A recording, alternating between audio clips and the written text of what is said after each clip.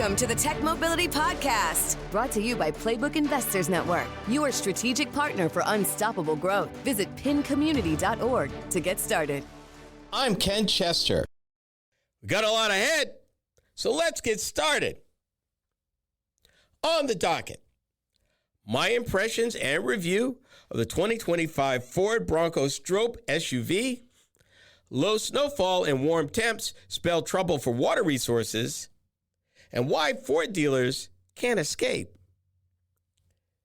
To add your voice to the conversation, be it to ask a question, share an opinion, or even suggest an idea for future conversation, call or text the Tech Mobility Hotline. That number, 872-222-9793, or you can email the show directly, talk@techmobility.show.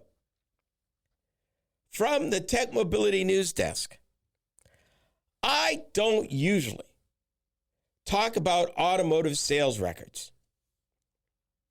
I don't.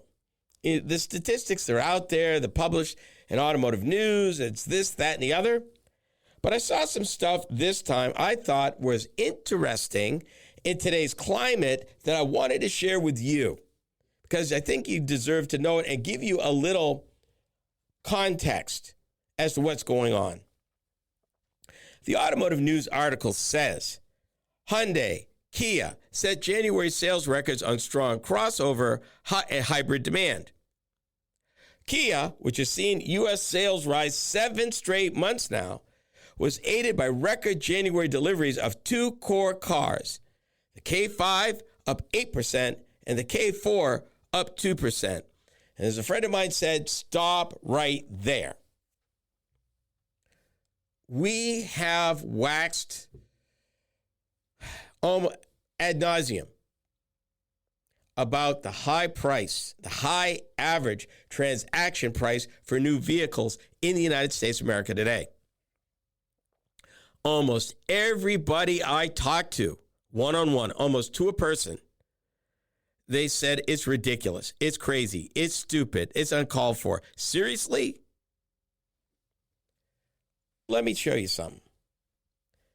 The K4, which is a sedan, and the K5, which is a sedan, built by Kia in the good old United States of America in West Point, Georgia, and have been since they launched, is part of Kia's success story now. Cars. GM gave up on cars. Ford gave up on cars. Chevy coughed up their last family-sized car when they retired the Malibu. Stellantis got out of the car business 10 years ago for the most part. What did they miss? The number one thing that everybody is screaming right now, affordability. What this is saying is that for a growing part of the American population, a car still fits the bill. And let's be clear now. Toyota still builds cars. Honda still builds cars. Nissan still builds cars. Toyota still builds cars. And they did not take their foot up from development. I've driven these cars. They're every bit as advanced and good and wholesome. Now, to be fair, the price of a family-sized sedan has been creeping for a while, and it's in the low to mid-30s, which I think is a little high, but that's where they're at.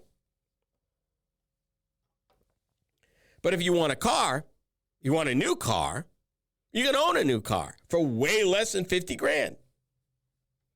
And maybe with a sharp pencil, a lot closer to $29,000, $30,000, brand new. With a payment you might even be able to afford. In January, 55,624 vehicles, Hyundai, 2% increase. 64,502, 13% increase at Kia. This is on top of both brands coming off record U.S. sales in 2025. And they expect it to continue. What's part of their magic? They pivoted. Hyundai said its gasoline-electric hybrid deliveries surged 60% last month. They still make electric vehicles and sales a week of pure electrics. 3 crossovers. Hyundai, the Kona, the Palisade, and the Venue also posted double-digit gains. The Kona and the Venue are inexpensive crossovers in the Hyundai lineup. The Palisade is their large one, which for most Americans would be midsize. That's the largest thing they make. The Palisade's made in the United States, just so you know. They've imported the Kona and the Venue. Think about that for a minute. And that's what's selling. That's where they're at. Kia, Sportage is made in America.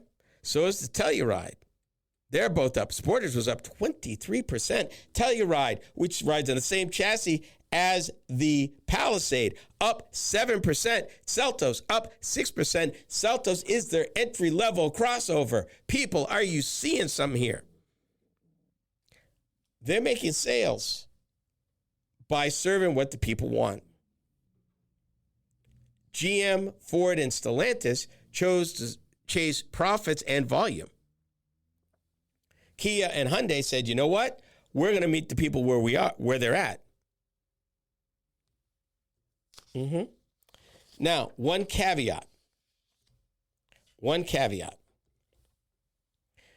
In the midst of all of this, and it's for all automakers, inventory is a 79-day supply mid-January. What does that mean? Average supply is 60 days. So it's a little high, but not like the 70s. Lexus, Toyota, Audi, Honda, Infiniti, Land Rover, Chevy, Porsche, BMW, and GMC had the leanest supplies. Notice I said Chevy. Coming back to that. Supplies were highest where? Chrysler, Jeep, Lincoln, Mitsubishi, Mini, Ram, Buick, Volkswagen, and wait for it, Ford. The folks that left and went chasing the money. Why not Chevrolet? Because Chevy figured out 5 years ago, we are going to build different size crossovers at different price points, including 2 below 25 grand, brand new.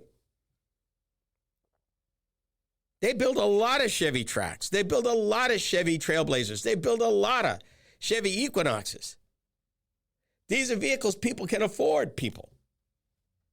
Chevy had that plan in place before all of this. And as a result, they're reaping the benefit.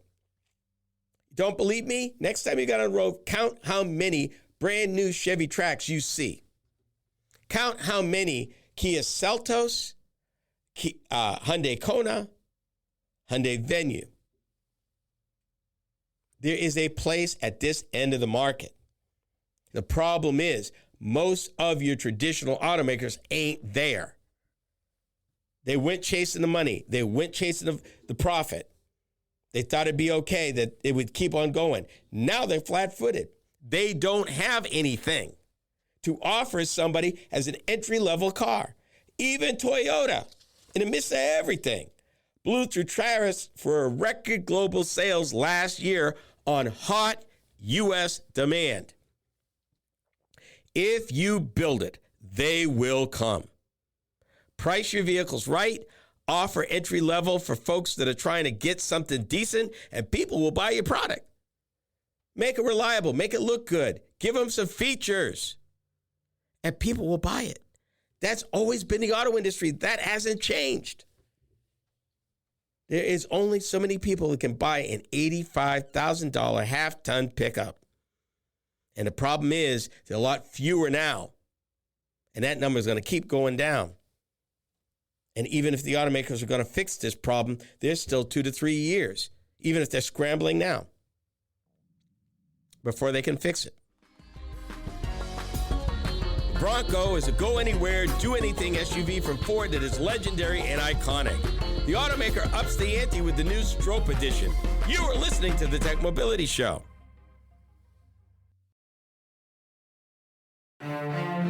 business, opportunity doesn't wait, and neither should you. At Playbook Investors Network, we connect visionary entrepreneurs with the strategies, resources, and capital they need to win. Whether you're launching, scaling, or reimagining your business, our network turns ambition into measurable success. Your vision deserves more than a plan. It deserves a playbook that works. Playbook Investors Network, where bold ideas meet bold results. Visit pincommunity.org today. Are you tired of juggling multiple apps and platforms for meetings, webinars, and staying connected? Look no further than AONmeetings.com, the all-in-one browser-based platform that does it all. With AON Meetings, you can effortlessly communicate with clients, host virtual meetings and webinars, and stay in touch with family and friends, all in one place and for one price. Here's the best part. You can enjoy a 30-day free trial. It's time to simplify your life and boost your productivity. AONmeetings.com, where innovation meets connection. Get started today and revolutionize the way you communicate. To learn more about the Tech Mobility Show, start by visiting our website. I'm Ken Chester, host of the Tech Mobility Show. The website is a treasure trove of information about me and the show, as well as where to find it on the radio across the country. Keep up with the happenings at the Tech Mobility Show by visiting techmobility.show. You can also drop us a line at talk@techmobility.show. Every great business starts with a spark, but taking it to the next level takes strategy, connections, and capital. That's where Playbook Investors Network comes in. We're your strategic partner for accelerating growth, navigating challenges, and capturing market opportunities before your competition does. Your business is more than an idea. Let's make it an impact. Playbook Investors Network. Your future starts here. Learn more at pincommunity.org. Okay, here's our four-wheeling rally. Over these tough dirt trails, then enter Mount Rushmore Park and get up close to those presidents. Ford Bronco, a complete four-wheeler. Family-size comfort. Big Cube 351 V8 standard. Front quad shock option. Part-time four-wheel drive with optional automatic. Did you get close to Mount Rushmore? This close enough for you? The Ford Bronco. Compare it with any four-wheeler anywhere. That was from way back in the day.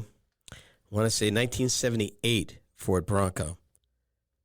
The Ford Bronco holds a special place in the hearts and minds of the Ford faithful.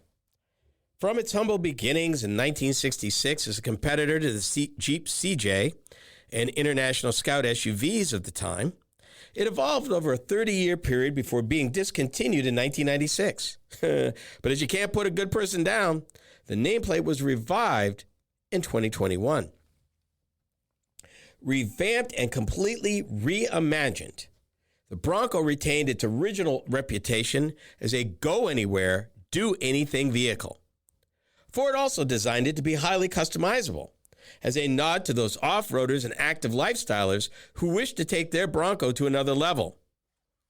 Its GOAT driver modes, which is short for goes over any terrain, suggest, and I can attest, that the current Ford Bronco is completely up for the challenge. Yeah, this thing's a beast. Seriously, if you get stuck in one of these, you deserve to be stuck. Honest to God. But before I continue, let me set the story straight regarding Bronco for 2025. The Ford Bronco two-door is currently available in the following trim levels: Base, Outer Banks, Badlands, and Raptor. The following trim levels have been discontinued for this year, for 2025. Big Bend, Black Diamond, Wild Track, Everglades, and Heritage Limited Edition. As an added bonus, a Baja 1000 winning legendary name returns to the Ford lineup for 2025 with the new Bronco Stroppe Special Edition. A successor to the original Stroppe Baja Bronco from the 60s and 70s, this new limited edition Bronco pairs the desert racing spirit of the original with today's off-road capability to create a special high-performance Bronco SUV. The Bronco Stroppe Special Edition is available exclusively as a two-door model and takes the place of the Wild Track in the Bronco lineup. It also includes a standard stabilizer bar disconnect, high-performance off-road stability suspension 3.0, and 35-inch Goodyear Territory RT tires so it can deliver off-road performance worthy of the Stroppe name. The 2025 Bronco Stroppe Special Edition wears a modern take on the original Calypso Coral, Wimbledon White, and Astra Blue livery of the Stroppe Baja Broncos. Needless to say, this review is all about the Ford Bronco Stroppe Special Edition model. Starting with the 6th edition of the Bronco that debuted in 2021 after a 25-year hiatus, the current Ford Bronco is manufactured at the automaker's Michigan Assembly Complex in Wayne, Michigan. The Bronco Stroppe is equipped with a twin-turbocharged EcoBoost 2.7-liter gasoline V6 engine that makes 315 horsepower and 410 foot-pounds of torque. Energy is transferred to the drive wheels via a 10-speed automatic transmission with a standard oil cooler. EPA fuel numbers, economy numbers, are 17 city, 18 highway. And I need to mention this, the GOAT driving menu for the Stroppe also adds a Baja mode. Just wanted you to know that. Cargo capacity is 108.4 cubic feet. Dynamic roof load is 110 pounds. Static load, 450 pounds. Towing capacity is 3,500 pounds.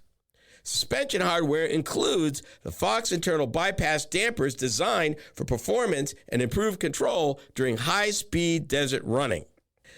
The Bronco Stroppe also includes the following changes over the regular Bronco.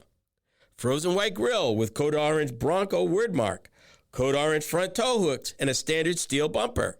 Stroppe Special Edition and Bronco branding on the front and rear fenders, of course. Squared off high clearance fenders in Code Orange, unique removable side steps with integrated rock rails, a 17-inch bead lock capable wheels with a matte black bead lock ring and gloss black spokes, and a matte black tailgate. Here's what I liked about the Bronco Stroppe. When I say this vehicle is beyond capable, it seems like an understatement. I mean, when you combine the strong and capable powertrain, the number of GOAT drive modes, on-demand four-wheel drive, automatic, for high, for low, too high, front and rear lockable differentials, trail control with one-pedal drive, trail turn assist, an elevated outward view, and, well, I think you get the gist. Just, wow. The current Ford Bronco was not designed to be a poser, but to be the real deal. The Stroppe Edition takes that concept to the next level. And let me continue. The side view mirrors even have lighting for better night visibility when navigating off-road. Displays, controls, and switchgear are user-friendly. Retained accessory power and remote engine start only adds to the positive experience. A-pillar hand grips facilitate cabin accessibility. And even the tires come up for praise with bona fide off-road capability to get it done. It's not a poser. The spare tire is mounted on the rear door, not under the vehicle, and y'all know how I feel about that. So, here's what I don't like about the Bronco Stroppe. While I love the capabilities of this Bronco, I thought the price was way out of line. Did have fog lights. The right side view mirror was too far forward in order to be fully used by short drivers. The 50-50 split rear seat seemed to be an uncomfortable afterthought. Old school flip and fold that didn't fold flat with the cargo floor, adding insult to injury, removing these seats is not quick or convenient. And atop of all of that, the rear seating area is also hard to access or manipulate, a problem for two adults or growing teens. While I love the functionality of the two-piece rear steel hatch, its usefulness was limited by the need to open the upper steel door portion first, as they are not independent. And I shouldn't have to say this in 2026, but it is. The fuel economy is abysmal. And the nanny state driver monitoring system was downright terrible. It kept telling me to keep my hands on the wheel when they never left the wheel. I was aggravated to the extreme. So here's the bottom line. The two-door Bronco Stroppe is a vehicle of strong pros and cons. While I would just bite the bullet and remove the rear seats, or upgrade to the four-door if you really need to carry through more people, I would love to add a 5-ton electric winch to the front and call it a day. You're going to pay dearly to own this one, although you might consider starting with a base Bronco and equip it to your liking. Just a thought. The base manufacturer suggested retail price for the 2025 Ford Bronco Stroppe two-door starts from $75,635. Destination charges add $1,895. The Stroppe, as tested, I only had one option, a sound-deadening headliner. Total cost of that option, $135. Total MSRP, including options and destination charges, came to $77,665. That's a lot of money. I mean, it is awesome. Is it almost 80 grand awesome? 50 to 55 grand awesome. Maybe even 60. Low snowfall and warm temperatures are bad news for water resources. This is the Tech Mobility Show.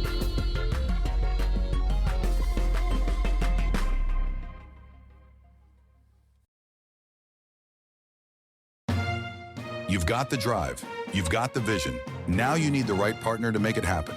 At Playbook Investors Network, we power ambitious leaders with the tools, insight, and investment connections to move faster, grow stronger, and lead markets. We're more than advisors. We're your co-pilots in success. Because in business, standing still is not an option. Playbook Investors Network, fueling ambition, delivering results. Visit pincommunity.org. Did you know that Tech Mobility has a YouTube channel? Hi, I'm Ken Chester, host of the Tech Mobility Show. Each week, I upload a few short videos of some of the hot topics that I cover during my weekly radio program. I've designed these videos to be informative and entertaining. It's another way to keep up on current mobility and technology news and information. Be sure to watch, like, and subscribe to my channel. That's the Tech Mobility Show on YouTube. Check it out.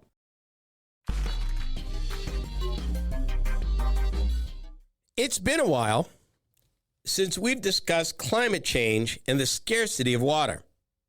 While record snowfall and single-digit temperatures have pummeled the southeast and eastern United States recently, an extreme snow drought and unusually warm weather are keeping skiers off mountains, snowmobilers off trails, and waters out of the rivers of much of the West.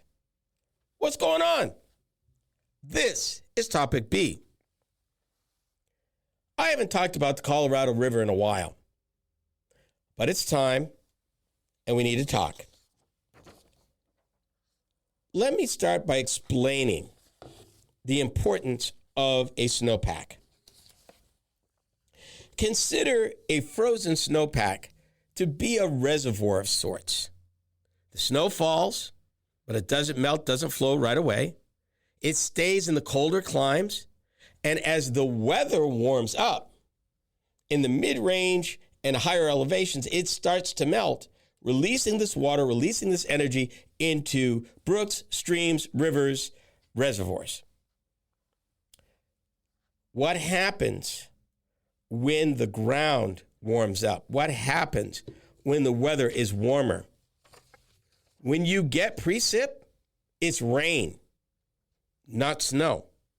And you go, well, so what? Well, big deal. Rain flows now.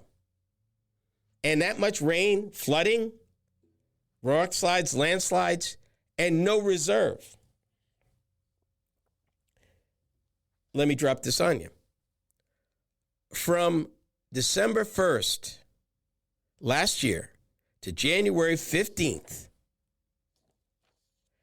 temperatures were up to 15 degrees above normal in the Rockies, the Cascades, and the Sierra Nevada.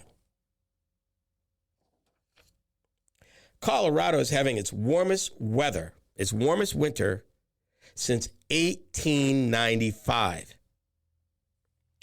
Precip that would normally have arrived as snow in many places instead appeared as rain and caused widespread flooding. And if you go back a few months, you may remember the severe flooding that happened in the Pacific Northwest in general and Washington State in particular. The mountains of Oregon are one of the hardest hit, and they're struggling with a lack of snow. Let me give you an example. Mount Bachelor is a ski resort near Bend, Oregon. Last year, 2025, go back a year, they had 109 inches of snow at its base. This year, 27 inches.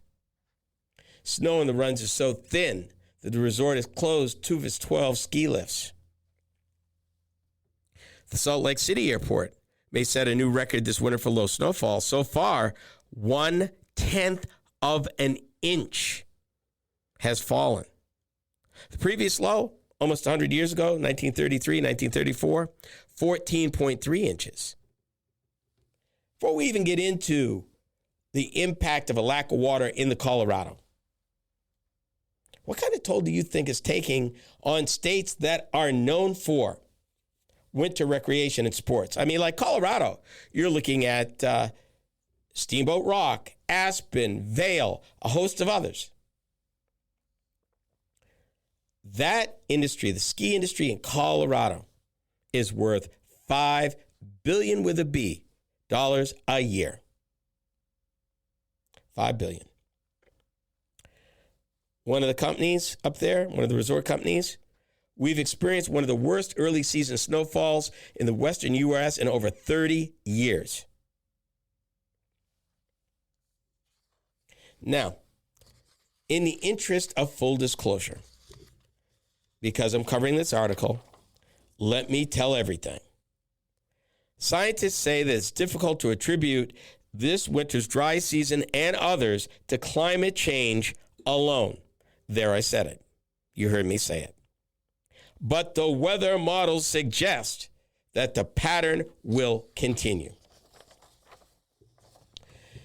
Predictions are that we will get less snow because the precipitation base will be rain rather than snow, and the line at which the snow accumulates will keep creeping up.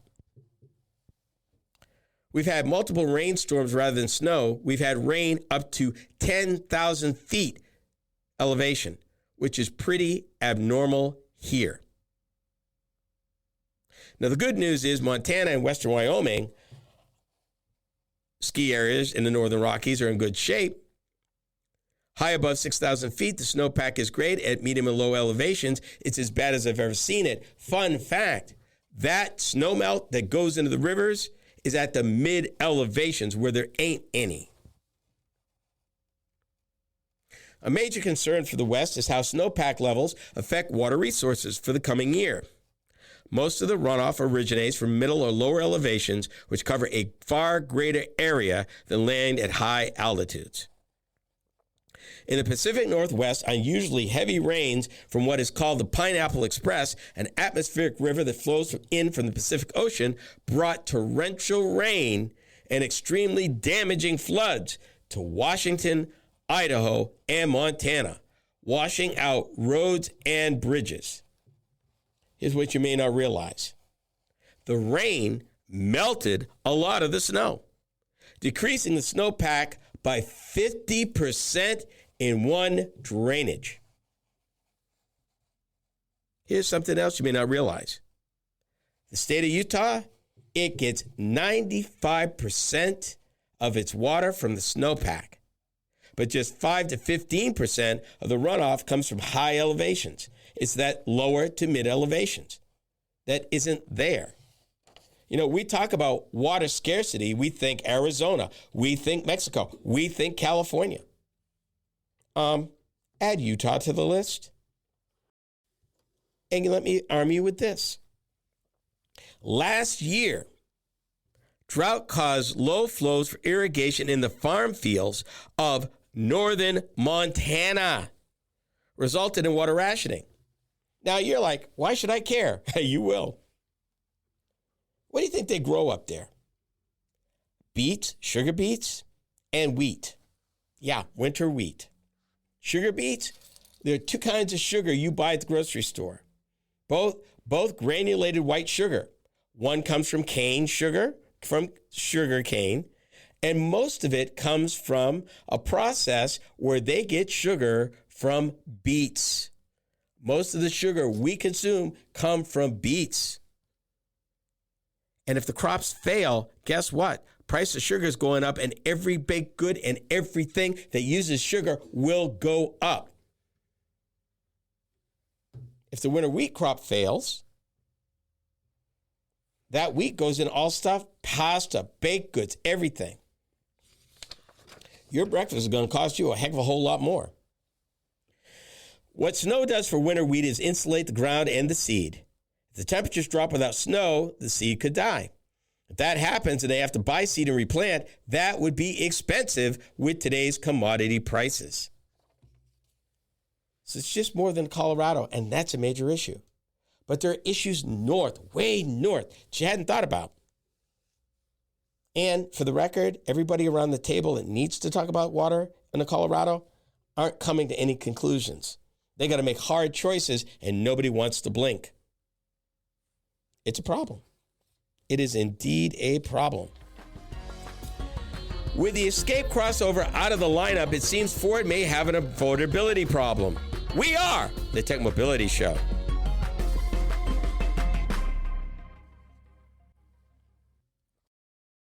Are you tired of juggling multiple apps and platforms for meetings, webinars, and staying connected? Look no further than AONmeetings.com, the all-in-one browser-based platform that does it all. With AON Meetings, you can effortlessly communicate with clients, host virtual meetings and webinars, and stay in touch with family and friends, all in one place and for one price. Here's the best part. You can enjoy a 30-day free trial. It's time to simplify your life and boost your productivity. AONmeetings.com, where innovation meets connection. Get started today and revolutionize the way you communicate. To learn more about the Tech Mobility Show, start by visiting our website. Hi, I'm Ken Chester, host of the Tech Mobility Show. The website is a treasure trove of information about me and the show, as well as where to find it on the radio across the country. Keep up with the happenings at the Tech Mobility Show by visiting techmobility.show. That's techmobility.show. You can also drop us a line at talk@techmobility.show. In business, opportunity doesn't wait, and neither should you. At Playbook Investors Network, we connect visionary entrepreneurs with the strategies, resources, and capital they need to win. Whether you're launching, scaling, or reimagining your business, our network turns ambition into measurable success. Your vision deserves more than a plan. It deserves a playbook that works. Playbook Investors Network, where bold ideas meet bold results. Visit pincommunity.org today. Did you know that Tech Mobility has a YouTube channel? Hi, I'm Ken Chester, host of the Tech Mobility Show. Each week, I upload a few short videos of some of the hot topics that I cover during my weekly radio program. I've designed these videos to be informative and entertaining. It's another way to keep up on current mobility and technology news and information. Be sure to watch, like, and subscribe to my channel. That's the Tech Mobility Show on YouTube. Check it out. Since 2001, the Ford Escape was the automaker's affordable entry-level vehicle into the SUV side of things. Bear in mind that at the time of its debut, Ford was still very deeply in the car business, with Focus, Escort, Mustang, Taurus, Crown Victoria, and the Windstar minivan. But the Escape was just the ticket for those who wanted more than a car, less than a truck, and for sure wasn't going to be caught dead in a minivan. It evolved over time. Even spawned the first ever crossover-based hybrid in 2004. But the Ford Motor Company says that the Escape doesn't fit into its brand portfolio anymore, but the dealers beg to differ. This is Topic C. If you wanted to know when to mourn the last Ford Escape built by the Ford Motor Company, I'm afraid you're 2 months too late. The last Ford Escape, after a 25-year run, rolled off the line at Louisville Assembly on December 17th with little fanfare. You see, the Escape became Ford's entry-level vehicle as their business evolved. They got out of the car business. They continued doubling down on trucks. The Escape was the thing. Even after they stopped making the Edge, they made the Flex for whatever reason, but this was the vehicle. It was stylish.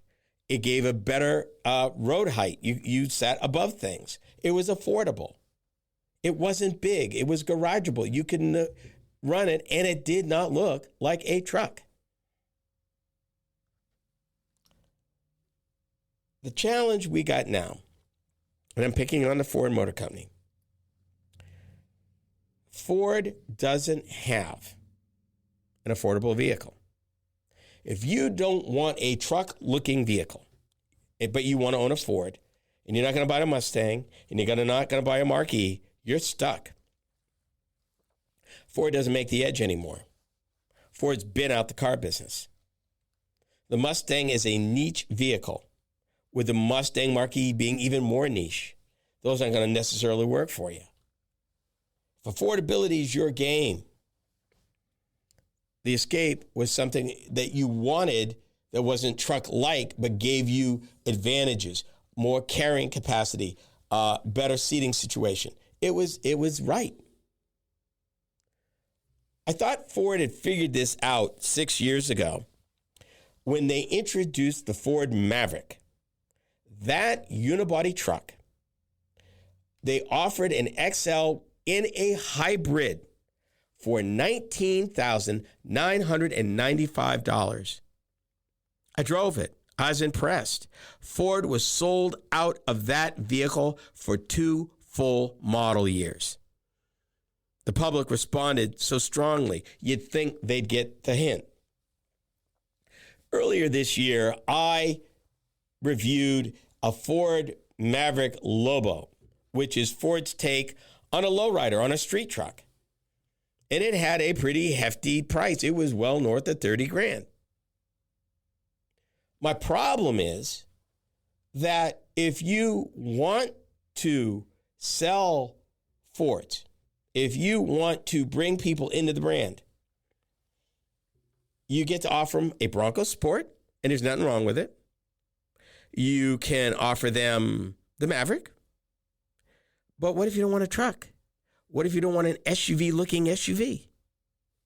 You're stuck. I mean, the Bronco Sport is very capable, but it's not for everybody.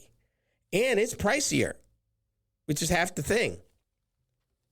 My friend Jim Farley, the president of the Ford Motor Company, feels that the vehicles they sell need to generate excitement and passion. Mr. Farley, some of us just want reliable, affordable transportation to get from point A to point B every day. We don't always have the luxury of having being passionate about our vehicle. We're passionate when it starts, when it runs, we can make the payments and afford the insurance. Thank you very much. Ford's plan, build more basic models of all their product line. I'm sorry, even a base Explorer is more money than I can afford. I would love to see them get back to a base model Maverick, even if it's $22,000, $23,000. Even $24,000, because I understand inflation, things. But they missed it. I really think Ford missed it. The dealers know it. The dealers are saying, hey, we've sold thousands, hundreds of thousands of these. And even when you look at the production numbers, the Ford Bronco Sport did not outsell the Escape. It got close. Last year, it got within 10,000 units, but the Escape still outsold it. They are selling, last year, they sold 140,000 Ford Escapes. 140,000. That's not peanuts, people. But they complain. Being an older design, it's not as profitable. We can't get people excited about it so that we can upsell them. Because we want you passionate. Because you're passionate, you buy stuff. I just need a vehicle to run. So what are the dealers doing? They're not happy about it. And they're trying to find ways to get somebody who wants an entry-level vehicle into a Ford. Part of that's going to be leaning on their used car inventory, their used vehicle inventory. But here's the problem with that. You remember this thing called the pandemic? Most of these vehicles, most of these late model used vehicles, they would buy at dealer auction. They would put into their certified pre-owned inventory. That used to be a good deal for everybody. Here's the problem. If you remember, most of the industry was shut down for a lot of time. So the vehicles that would have went into leasing then don't exist. So coming out now, you've got a dearth of those vehicles, and the vehicles that are in the pipeline that are available because of supply and demand will cost more. So if you're driving a 15-year-old vehicle, you know you need to trade, and you were thinking, just maybe, I can afford an Escape. Ford says there's 26,000 Escapes on the ground right now. Dealers think that should hold them till about mid-year. So it's not totally over, but trust me, as those start going away, the dealers will be less willing to make a deal. That's the problem. When they were building them, they'd make a deal. Here, not so much. Why? It's a disappearing product that everybody wants. They're going to hold as much gross as they can. That's just the way this works. Oh, well. Ford needs an affordable vehicle. I'm not sure that the Bronco Sport and the Maverick are the vehicles that are going to do it for everybody. We'll do it for some, but somebody wants something that's not truck-like and affordable. And right now, it looks like they're going elsewhere. And the dealers know it, and they're not too happy about it. So the matter is, Ford, did you go too far?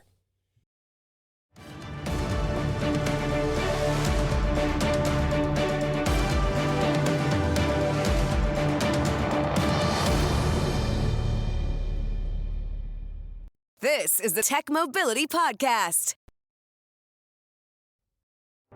Every great business starts with a spark, but taking it to the next level takes strategy, connections, and capital. That's where Playbook Investors Network comes in. We're your strategic partner for accelerating growth, navigating challenges, and capturing market opportunities before your competition does. Your business is more than an idea. Let's make it an impact. Playbook Investors Network. Your future starts here. Learn more at pincommunity.org. To learn more about the Tech Mobility Show, start by visiting our website. I'm Ken Chester, host of the Tech Mobility Show. The website is a treasure trove of information about me and the show, as well as where to find it on the radio across the country. Keep up with the happenings at the Tech Mobility Show by visiting techmobility.show. You can also drop us a line at talk@techmobility.show. Are you tired of juggling multiple apps and platforms for meetings, webinars, and staying connected? Look no further than aonmeetings.com, the all-in-one browser-based platform that does it all. With AON Meetings, you can effortlessly communicate with clients, host virtual meetings and webinars, and stay in touch with family and friends, all in one place and for one price. Here's the best part. You can enjoy a 30-day free trial. It's time to simplify your life and boost your productivity. aonmeetings.com, where innovation meets connection. Get started today and revolutionize the way you communicate. You've got the drive. You've got the vision. Now you need the right partner to make it happen. At Playbook Investors Network, we power ambitious leaders with the tools, insight, and investment connections to move faster, grow stronger, and lead markets. We're more than advisors. We're your co-pilots in success.